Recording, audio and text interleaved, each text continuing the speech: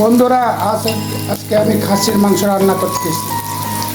এখানে দিলাম পেঁয়াজ, হলুদ, আদা, রসুন, কাঁচা লঙ্কা, শুকনো লঙ্কা,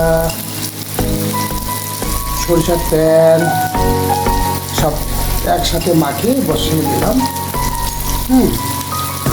আর ভাজা ভাজা হয়ে গেলে আলু দেবো, আলু দেওয়ার পরে কুসুম গরম পানি দেবো।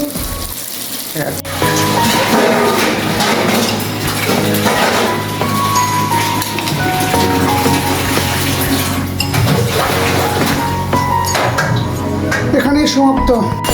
বন্ধুরা, আমার মাংস রান্না প্রায় শেষের দিকে। বক বক করছে, দেখছো কি সুন্দর, রঙও সুন্দর হয়েছে।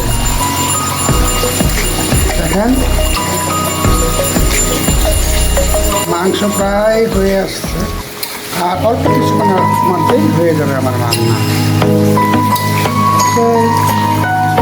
দেখতে থাকুন আমার রান্না রেসিপি খাসির মাংস। দেখো বন্ধু, কি সুন্দর এবং